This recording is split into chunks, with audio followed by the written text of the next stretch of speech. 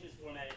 Each presenter will give about a 5-minute, almost like an Ignite session, and then open up to about 3 minutes of questions. So feel free to have those questions ready at the end of each presentation, and we're gonna spitfire through all of the great presenters today. And in a moment, Elisabeth D, our moderator, will introduce herself. And Elisabeth's the associate. Well, we'll introduce you a little.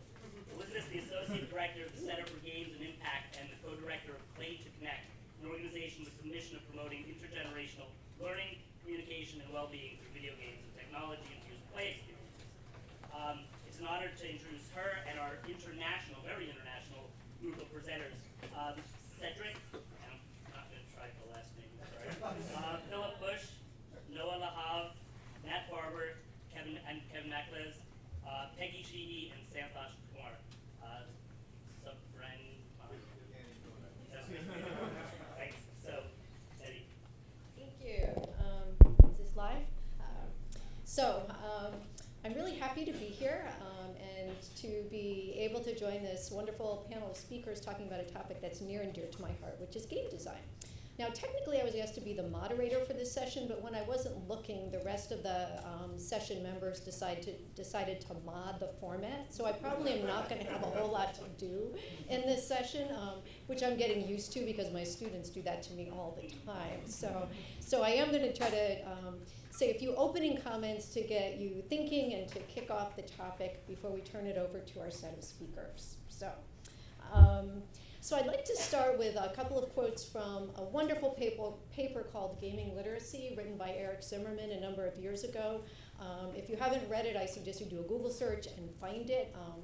And the quotes, I think, to me, illustrate the real richness, depth, and complexity of what making games entail, and how they can be wonderful opportunities for learning at many different levels. Personally, I've been involved with a team at ASU over the last 3 years involving parents, kids, and librarians in designing board games. The picture up there is a game that elementary school kids designed to teach other kids and families about endangered species. One of the things that I've been fascinated by is how designing games shows you not only what kids think about how games work, but how the world works.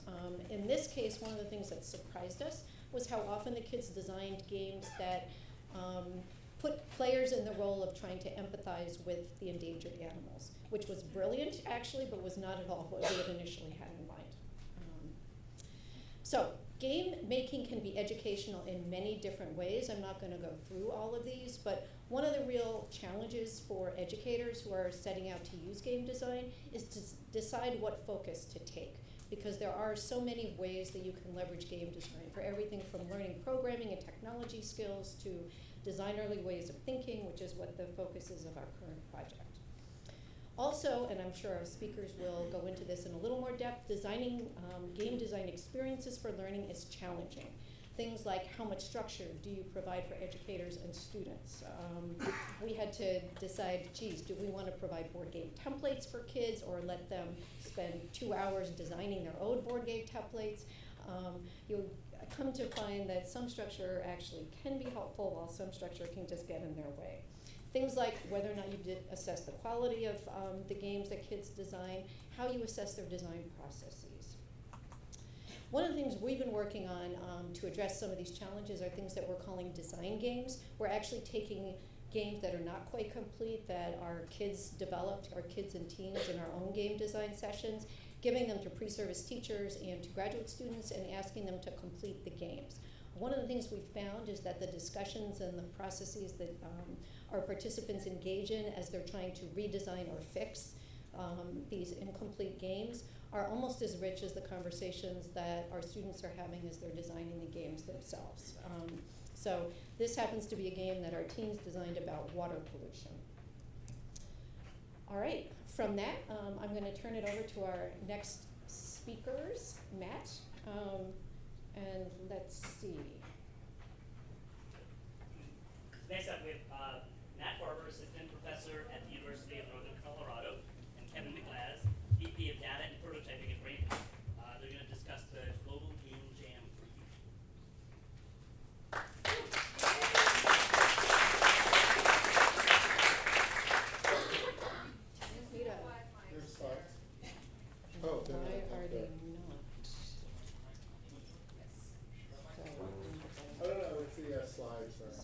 Yeah, no worries.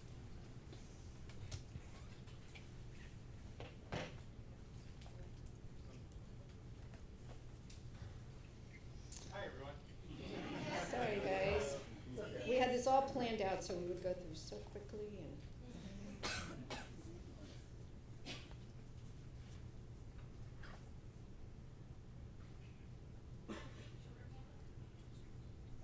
Yeah, it's my K, my last name.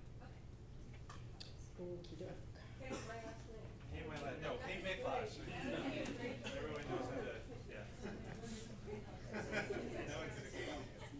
By the way, we've got a lot of dad jokes peppered through it.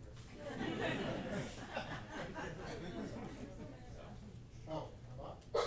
Speaking of dad jokes. So, hi, I'm Matt Farber. Kevin McLash.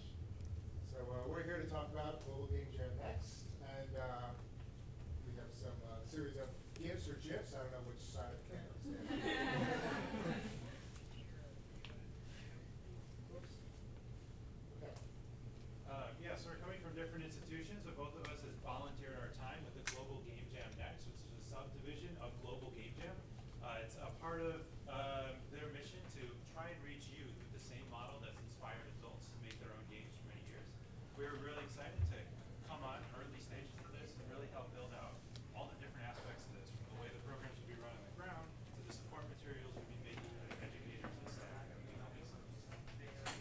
Yeah, and we've had some experiences in the past. We ran movable game jams. First, Kevin volunteered for that initiative. Then we did it in conjunction with Game Exchange with Student Challenge and the same topics. That was like 2 years ago. Yeah, so we've been working on running game jams for youth for about the last 5 or 6 years in some capacity. And I'm a former middle school teacher, so I found it to be an amazing model for project-based learning.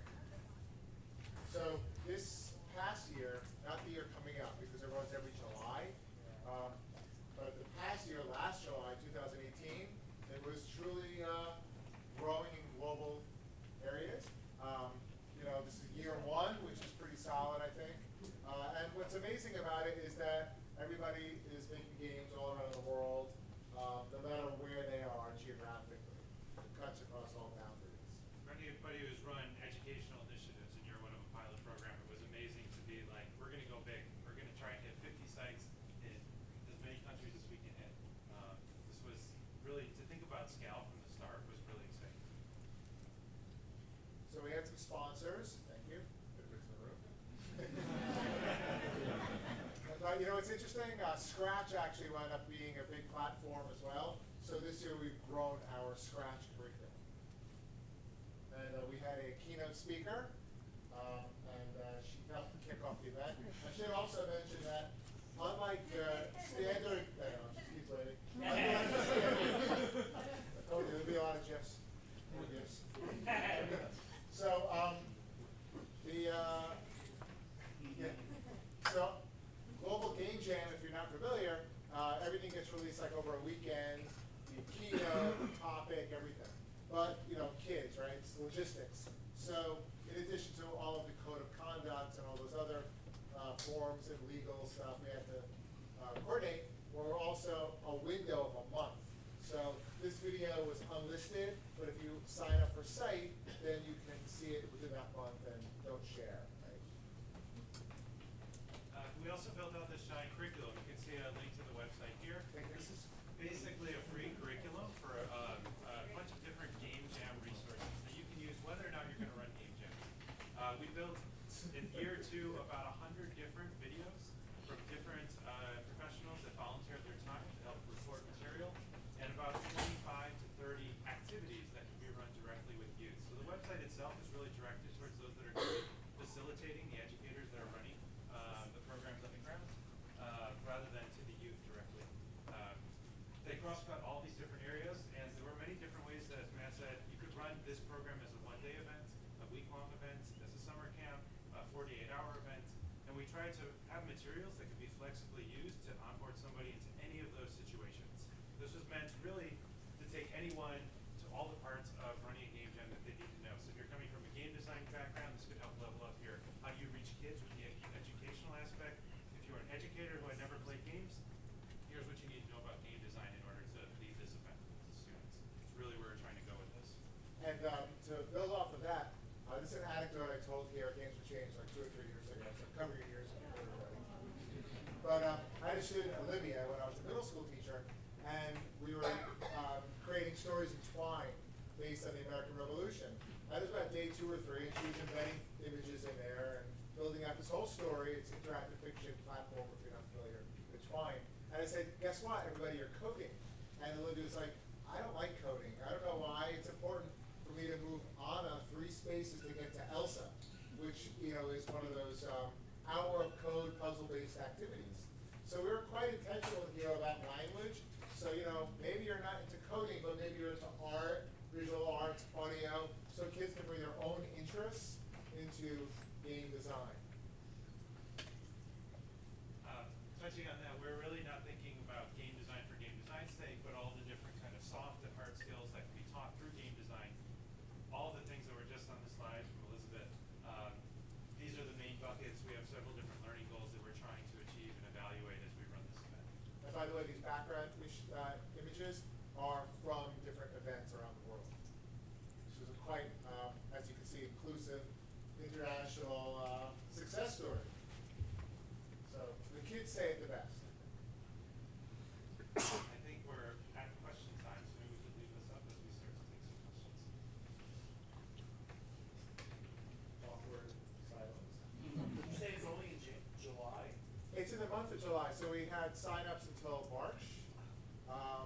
And then what we do is we have vetting of sites. So there's certain contracts to fill out because of minors, those sorts of logistics. I don't know if anybody's ran like a game jam or a hackathon or anything like that, but there's a lot of logistics, Wi-Fi, lunch, a lot of event planning. The resources are available all year long, so they can be part of the event for the year you're running. Yeah, and actually the link up there for the curriculum is super helpful.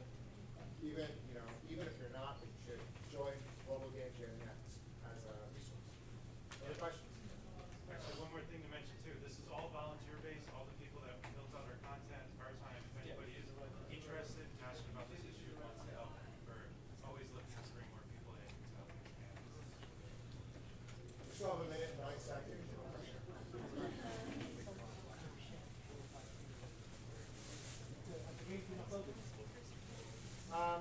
Well, what we have is, Let's play video. yeah. So to keep it as authentic as possible to the world of games, we use Let's Play model.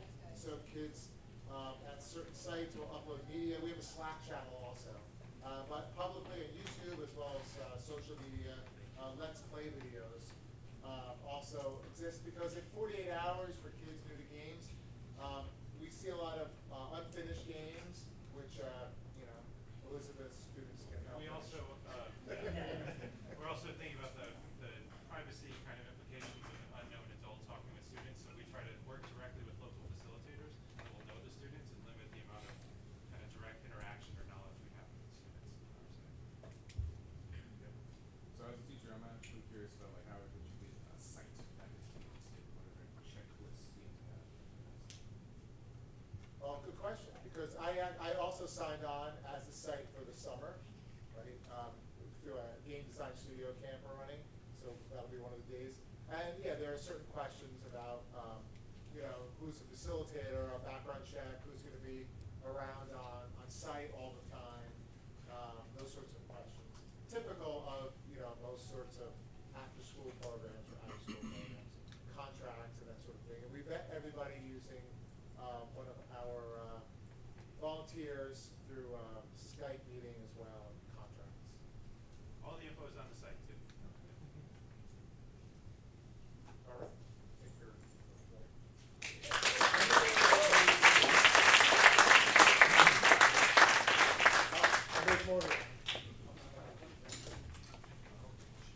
I did say it was a very international group, right?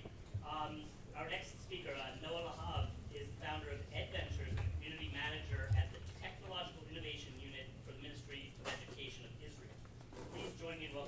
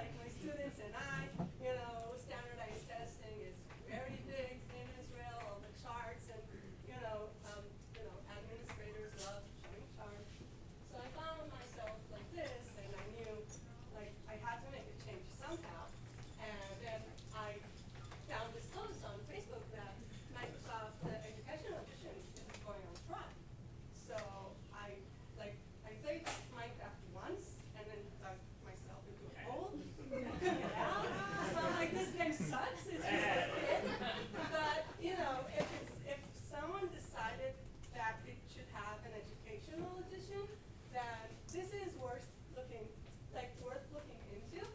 And then I Googled like Minecraft Education Edition and found Steve Isaacs, who taught me how to play Minecraft, Skyping for hours and hours. And this started my games and learning rabbit hole down the whole thing. And I met a lot of great people in the, like our community, I can say art, right? So our community is called the Tribe, and we are a very, very supportive group. And what I'm about to show you, people, a lot of generous educators in the Tribe have taught me all the things, or most of the things that you're going to see. So this is a quote that I found. So that's what games are. In the end, that's what games are.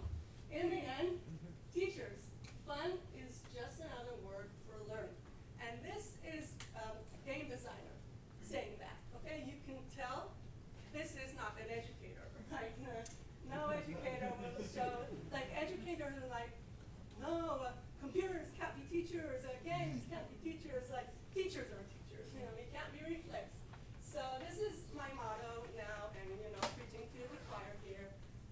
Games are very effective in learning, and every game, I think, is supposed to teach you something, to make you learn something. So I found an adventure to make, after I talked with many people sitting here who teach the educational live action role-playing game. And they have this really elaborate world that they're setting up in their school. Like the whole school is involved, and their classes are like themed to their role-playing games. And the curriculum they teach is like, it's a game, okay? So the kids are like strategizing, trying to figure out how they're going to advance. And they have this like wall they have to jump on or through, as there's a task in the live action role-playing game. So they have to learn to figure it out, right? So people have told me students don't go, like they don't hear the bell, they're sitting in class, they're strategizing and like through their textbooks and all, just figuring out what their advantage is going to be in the next lesson, and then the teacher has to kick them out because the next lesson is coming in. So this is like, I think, every teacher's dream of like kids so immersed in learning that they just don't want to stop learning. So this is what I wanted to achieve, and my thought is like, every educator should have that kind of feeling, and not just by studying how to be a game designer and perfecting their role-playing game for years and years and years. So there must be a way to scale this thing up. So I got accepted to 2 accelerators from the Ministry of Education in Israel, which I'm very, very glad. So one accelerator has funding with teachers to have them like allocate time in their schedule to work with me and develop my adventure and the game. So what you're seeing here is elementary school as social emotional learning designed to help elementary schools get to know themselves and what their strengths are and what others kids' strengths in their classes. So every kid makes a character like role type, gives them a profession and the traits, and then they have to research an imaginary world. The game is called Adventure Between Worlds, and then they have to figure out where they want to settle based on their professions, like if they have a hunter or a fisherman, if they're very brave and they could climb the mountain and have a lookout. So there are many discussions about why did I give this character this profession, and did I give them traits, like characteristics that I have or I want, and then a very, very, very discussion, like deep level discussions, in my opinion, for like elementary kids. So that was designed for that. So that's one game that we made, Adventure Between Worlds. And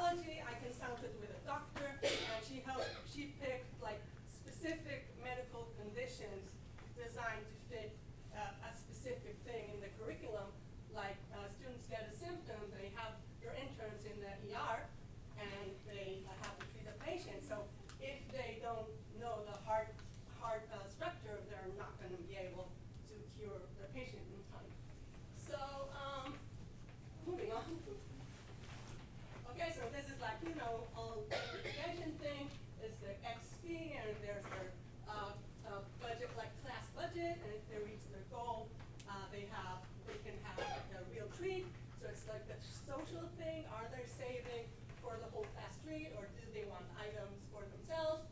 And last thing, my player had activity. I wanted to do this with you all. I have like a long account. So I'm using AnyJoke social action matrix. So it's a very simple activity I found using this model. So what I want you to do to find your player type, you have to select 5 actions that you want your character to do if you're doing a role-playing game. So like 10 seconds, 5 actions.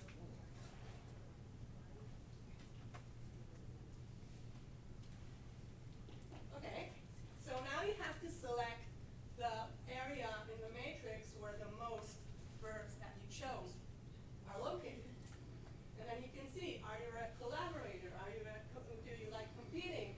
Are you like expressing yourself in many, many different ways, or do you like exploration? So this is me. I have my card here. Very, very thankful for the tribe and their support.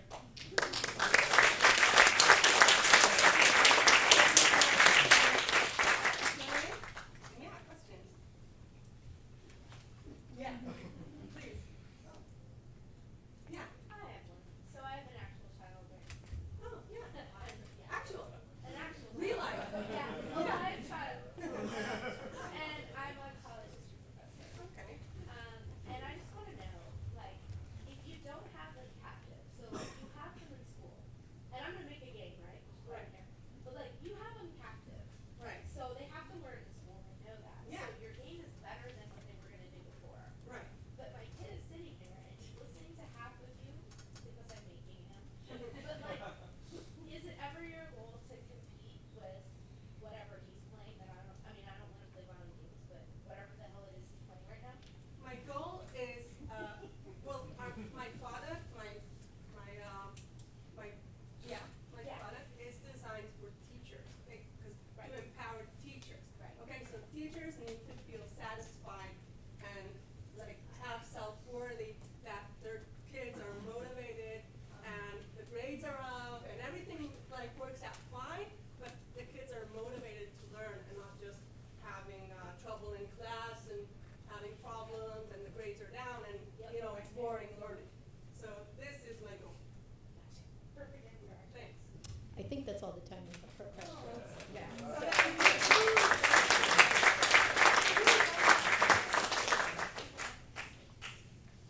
I'm not really sure how to do justice in welcoming our next speaker, but please join me in welcoming Peggy Sheehy, the Game Master for Suffern Central School District. Peggy is here to discuss how games can be used as textbooks in the classroom.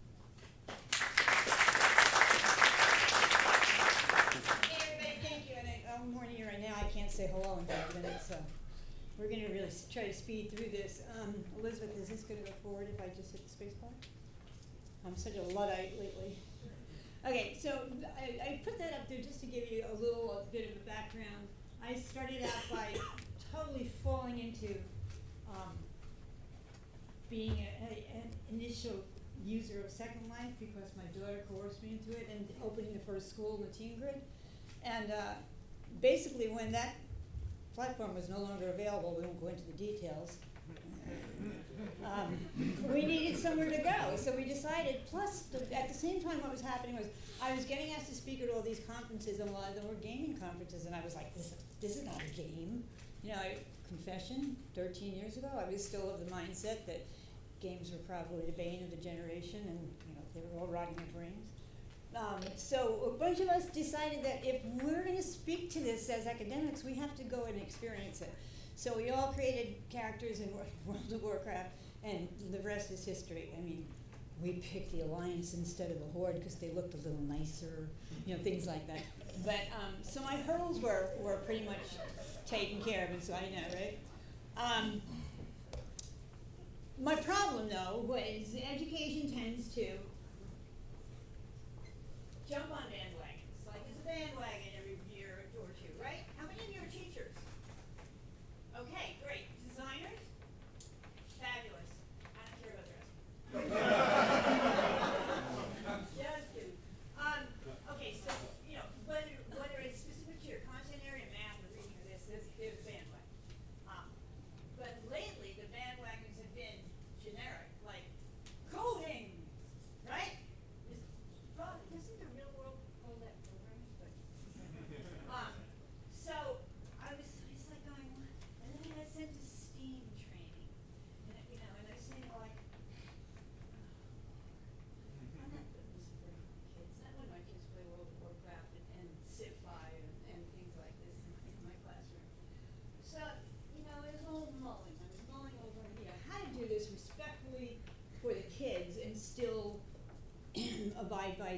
constraints of the education system.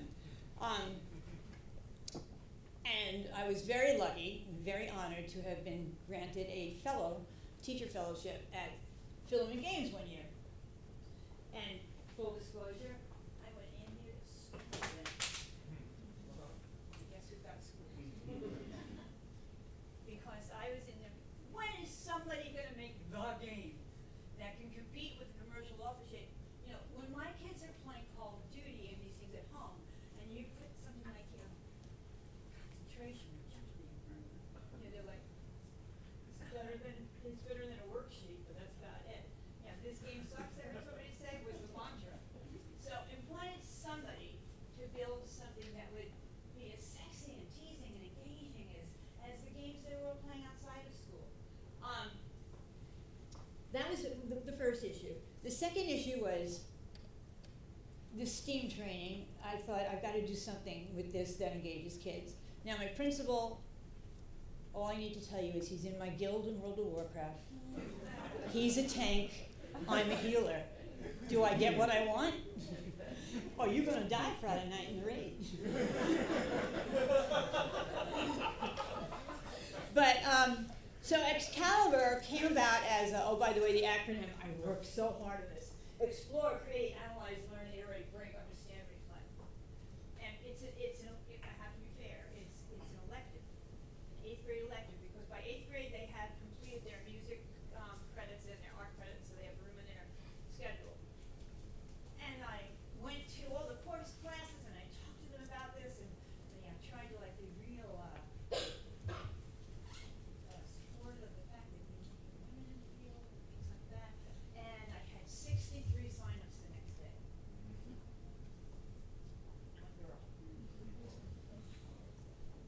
One girl. So this is not acceptable, and I didn't know what to do. I called Jesse Shaw. What else do you do? Jesse! I told him about the course I designed. I told him what was entailed. Told him, he said, what was the name again? I said, Excalibur, Explore, Create, Online. Company, oh, right there. I said, that's your problem. He said, put the word story. The girls will come. So, year 2, it was Excalibur, Story and Gaming Academy. And 5 girls that year. But that's okay, that's okay. So what did it look like? In my mind, the first year I was running it, it was divided evenly into 3 distinct sections. The arcade, the workshop, and the company. The arcade was literally play games, but play them from a new perspective. Put a new lens on it. You know, play them, and they kept them running. There's a lot of variety. The running reflection. Okay, I played this game, Call of Duty, on PS3, and I was looking at gratuitous violence, or I was looking at the user interface, or I was looking at the music. They had to have and they had that for homework too. You must play this video game. Homework. Boy, did I get some phone calls. Did you really say? Yes. Okay. So what happened the first year? The feedback I got was we didn't have time to finish anything. I was trying to jam too much into the 1 year, because as an elective, it's every other day for the whole year. So this second year, and I'm really, you know, if you want this in depth, I'm going to put my cards out for you. I'd love to talk to you about it, but I'm trying to be respectful of the time. So the second year, and all this came from the first year students. I had them redesign it for me. And they said, 2 weeks on the first thing, 2 weeks on the second, we're done. Form the company, get moving. Now, some of them ran right to Unity. They weren't at all intimidated by it. Some of them were using Game Fruit, which is out of New Zealand. Some of them Game Salad. Some of them had their own little, like, I'm building it in PowerPoint. But I wanted them to use real world skills. So when they had to learn how to do a pitch. And you know, the public speaking thing is so nerve-wracking for so many kids. But when they were speaking about this great idea they had for a game, boy, oh boy, they zoomed. Their self-confidence zoomed up. And then they made a prototype of their game, and they made a timeline. And then they had a couple of days to critique each other's games. They learned how to do positive critiquing. And then when they formed a company, they did pitches once again, but this time they could only pick one game. They could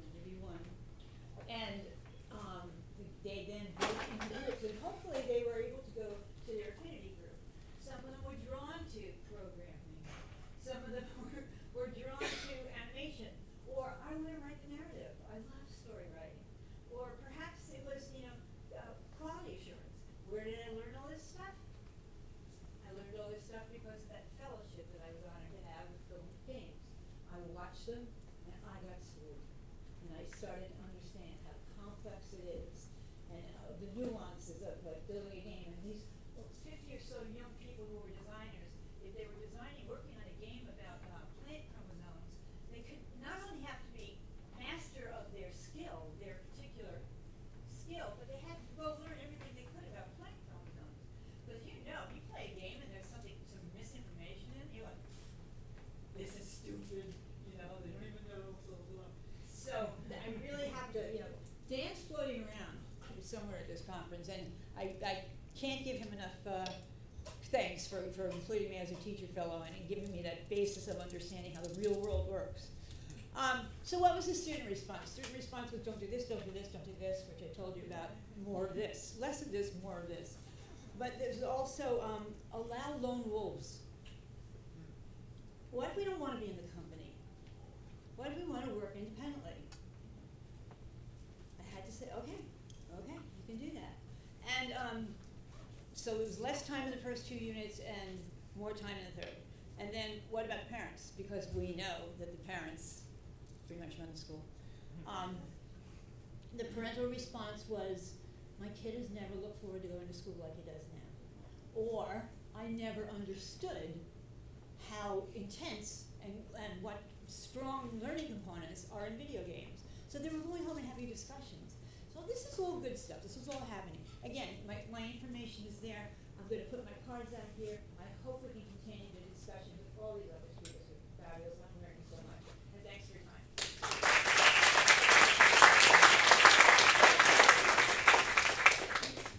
No, I spoke through your questions. Sorry. Peggy will be in the cafe until 9 p.m. tonight. Next we're going, I believe, international again, right? Please join me in welcoming Cedric Suffern. I figured I'd try. Learning experience designer at Butterfly Works, and Philipp Busch. They're here to talk about co-creating serious games for peace.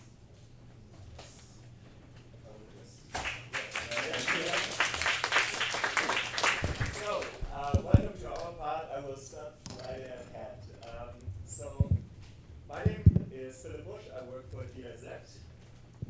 And I'm Cedric. I work for Butterfly Works. Exactly. And welcome to a short part of Arabia Felix Serious Games for Peace. The first slide, I want to just give you a quick overview about what is GIZ. GIZ is the German Development Corporation operating in over 130 countries, and we're co-financed especially by the EU and also by the BNZ, so the German government.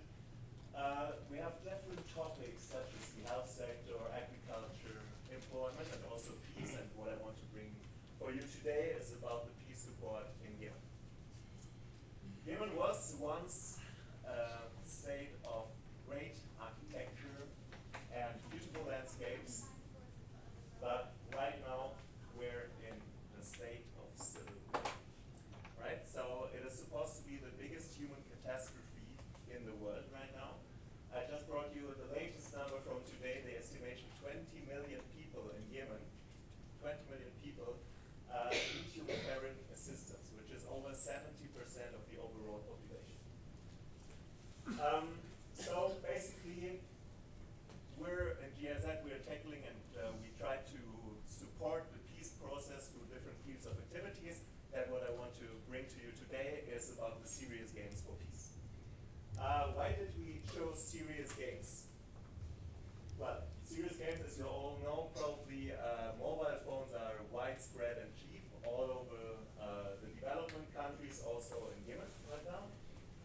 It is a huge opportunity, and in my opinion, the best and might be the only opportunity to reach out to the youth in conflict areas.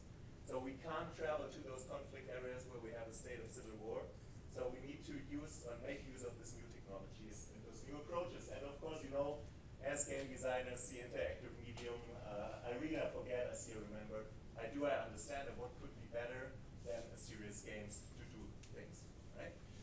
But we needed a strong partner to make this vision come true and to bring this idea to life, and that's, we were really happy to find Cedric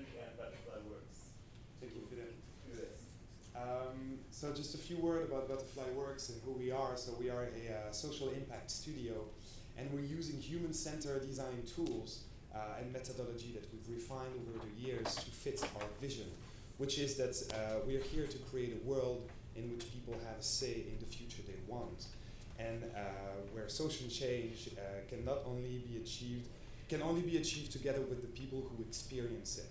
So that's why we see in everybody a co-creator of change. And eventually, through human-centered design, we have these tools to make everybody participate in the design process. And so we've designed games. There's 6 of them, and here should play a short video. Oh, why is it not playing the video? All right. Yes. So these games are all very various, and they're all supporting peace-building activities. And the foundations of all of them are found in like community building, collaboration, gender equality, good governance, and education, harmonious coexistence, and mainly throughout the whole game's optimism.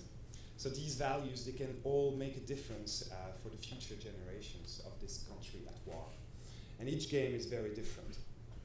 But our reach is quite large right now, for considering that the country, most of it doesn't have access to internet. We still have over 40,000 downloads of all of our games, and actually a pretty high rating, quite rare to find.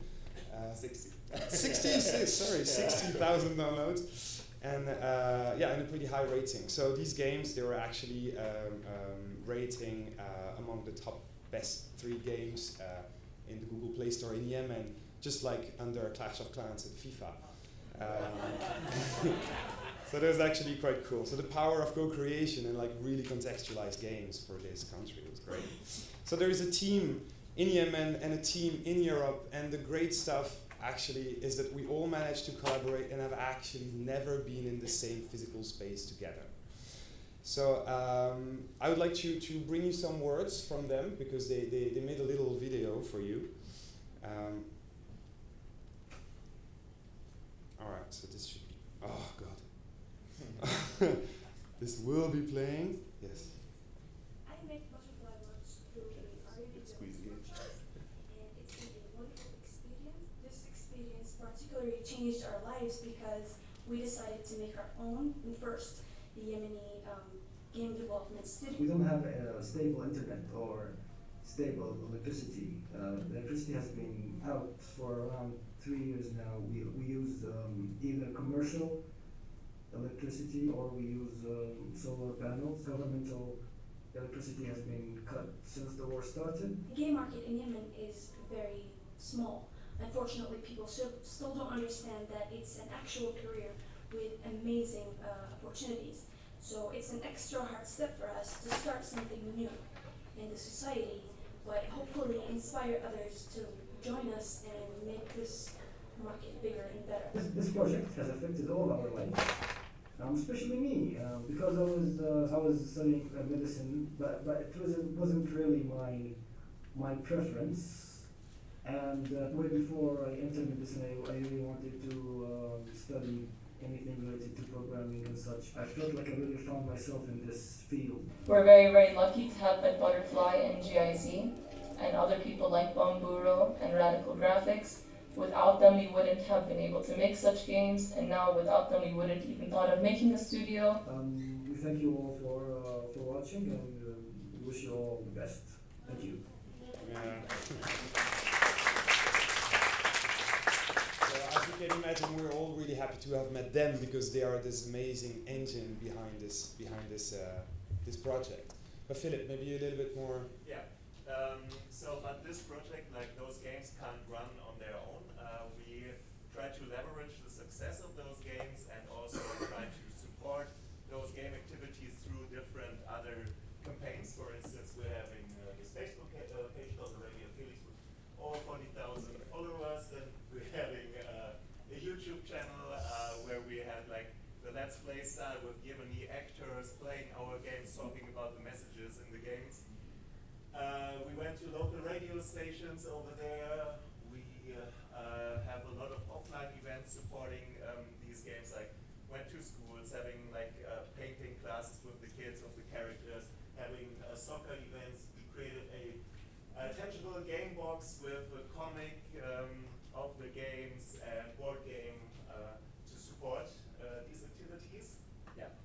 Just to give you a rough overview, a quick shot, and next month we will have the first hackathon in Sanaa doing games for peace. And yeah, this is the takeaway for you guys. If it's only one thing that you can take out of our part, it will be that sustainability through ownership, right? Yeah. So it is only possible that we create these games with like a bunch of like developers in different countries, cross-cultural, cross-national people through this ownership. And Butterfly Works is doing a great job in doing this and bringing our vision to life. Thank you. Right now I'd like you to take your phone, because here is an opportunity for you to participate in this project, and this is my call to action for you. If, like Melissa Aldrin from Unity Education, or like Anne Coppens, who is like a pioneer game designer, you would like to support these youth, you would like to show your interest in them, then we can organize calls with them so that you can have the opportunity to meet them and tell them what you think. Yes. So thank you very much for your attention. I don't think we have much time for questions, unfortunately. But thanks a lot. Yeah.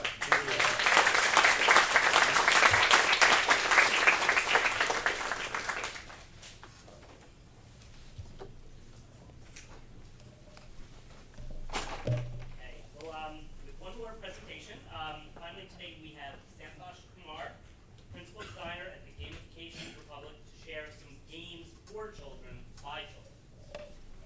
Yay.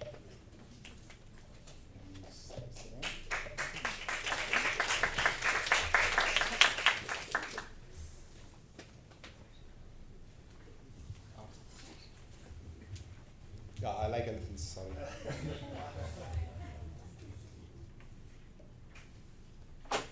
Super.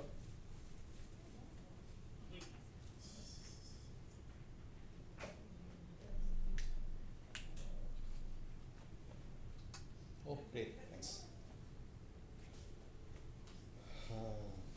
Okay, before we start, I'm designing a game which is having a central character who is a driver. So I would want to take your opinion about how to name that character. Can you just suggest some names for the character? The character is a driver. A driver, like, can you describe the game or something like? It's a taxi. Oh. So it's a taxi-based game. Where? Sorry? Where does it take place? It's happening imagine your own country, it's fine. I'm sorry? Just random names. Philipp. Felix. Alto. That's it? Okay. Any others? I'm looking at like quirkier names. Tuk tuk, okay, nice. Okay, I'll take that later. So I'm Santosh, I'm running two organizations. One is Bamboozle. We predominantly work with children. We design games which has impactful, more inclusive games. So we are working with manufacturers to see how to have inclusivity in terms of the game. For example, right now I just asked you a question. Most of you, I think, ended up saying male names for a driver, even though I did not mention the gender. So if you go to the children, there are quite a lot of, this is even more ingrained. A lot of people, in fact, a lot of children assume that scientists should be males or doctors should be males. It's even more worse when it goes to developing countries. So that's something which we are trying to address as part of Bamboozle. And Gamification Republic is, I work on serious games with NGOs, corporates, and quite a lot of other organizations, startups. So 4 years back, I started with, I used to run a library for children called Bumrum, which is toys and games library for children. People can order toys, play with it, return it back. It was wonderful. I started doing workshops with children. This is one of the school where I did workshop, and we played quite a lot of interesting games. The classic games, Taboo, Pictionary, and it was fun. At least I thought so. One of the kids walked up to me and said, it's all good, but I have one question. I was like, it did not even strike me that they are not able to relate to it. So we quickly made some local context to the game and then started playing with them. It became a big hit. A week later, the same kid walked up to me and said, you know what, I have actually made a better game than the game which we are playing. So that was one of the lessons which got ingrained in me. So at that time I was not designing games per se. So I was reading this novel called Ponniyin Selvan, which is an epic in Tamil literature. So it has a very complicated structure, very, very similar to Game of Thrones. So you have your family tree right from there to here. After a point of time, you literally get lost about who is married to whom or who is so and so, right? So this gave me an idea for a game. That's the first game which I ended up designing. It's called King's Kin. So it has a very interesting story to it. So the objective of the game is you need to build a family tree based on how they are related to each other and find who's the oldest living member in the family and declare them as the king or queen. So it has elements of inclusivity. So there are people who are disabled who can also become a king or queen. It's a very simple initiative, but it has a great reception among the kids. So even though I designed the game, most of the testing and feedback, everything was done by the kids. So this gave me an idea that I should probably start this as a much more serious initiative. And I started something called the ELT School. The ELT School is basically we conduct 2 to 3 days of workshop with children, and we design, we make them design games from scratch. At the end of 2 to 3 days, they'll have a paper prototype of it, and after the paper prototype is done, we tell them how to go about playtesting it. So once they have done enough playtesting, they come back to us. We bring in a professional illustrator and make them design the particular game for them and self-publish and then give it to them. So this is just one of the workshop pictures. This is one of the paper prototype which they have done. Hoping that it will play.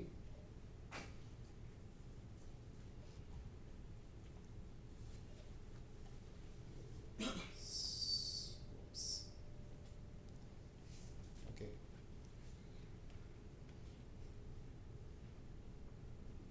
So that was the game, which is called Shrunk. Easily you can get the inspiration. That's How I Shrunk the Kid. How I Shrunk, what's the? Honey, I Shrunk the Kid. So that's the movie. So one of the kid actually designed a game which is basically about a mother and a daughter. So the daughter needs to go around the room because she got shrunk accidentally by a machine, and so at some particular point in time, points in the game, if she's going to stand there, she can get bigger and can be seen by the mother. So I think I'll just skip. So this is Foodie Fad. Foodie Fad is actually is a very interesting game, and I definitely cannot play. It has lots of food information across the world, and the kid actually researched properly about what are different types of food which is available everywhere across the world, and then they put it together. So this is called Bamboozle. It's a game about alcohol addiction. So the kid actually researched about this particular game. It happens in Nepal, You need to campaign, get a campaign card and convince different stakeholders to close down toddy and alcohol shops across the city. So that's the game board. So I actually have a couple of these here. So it's here. So if you want to just see, you can just see. So some of the observations, anyone are aware about Farnham Street mental models? Okay, there's something called mental models. One of the it's an extremely good blog. You should probably read it if you have a time. Butterfly effect is one of the mental model. The smallest of act which you do can have the biggest of impact. It could be a positive or negative impact. So I have never seen a better example of a butterfly effect than ELF School. So there are kids who actually came up, opened up about abuse which is happening in the family, which the kids are going through, because they are more confident about, they felt confident about themselves. Stealing, getting inspired, it's perfectly fine. There are a lot of games. They have a lot of kids started developing. I at least have seen some 10 different versions or 20 different versions of Monopoly. Zoopoly, Humanopoly, Zombiepoly. I have no idea. Right? So, but after a point of time, they actually were able to think originally, and they were able to come up with amazing games, which for the rest of my life, I could probably not design some games like that. So this is truth. So the best way, in fact, during the workshops, what we end up doing is we give the games to them and take off the rules, and they actually come up with the rules just with the play pawns and the board. And you'll be surprised that none of the rules which they are coming up with will be matching with the rules which is given. So it's an amazing experience by itself. So the way forward is we are already talking with publishers and trying to see if we can connect the student designers with the publishers and get it published. Right now we are self-publishing it. We are trying to see if we can professionally get them royalty for the games which they are doing, and if at all the publishers are interested in the game. There are quite a lot of publishers who are also getting interested. Going digital, right now we are doing analog. The simple reason being there's quite a lot of resource constraint, I would say, because it's easy to prototype a paper analog game than a digital game. So that's why we're restricting ourselves to tabletop games. But I'm hoping that I'll be able to find someone here who would be able to develop games digitally as well. So the other one which we are working is giving specific themes for kids. They are already coming up with amazing games, but if you're going to give specific themes, like I'm working with this young wildlife conservationist by name Ramnath. We are trying to come up with environmental education-based games, because that's something which is extremely sad. There's no focus whatsoever. I don't know about the rest of the world. In India, there's absolutely no focus on environmental education. So we're trying to see how we can gamify the environmental education part. That's my ID. Thank you so much.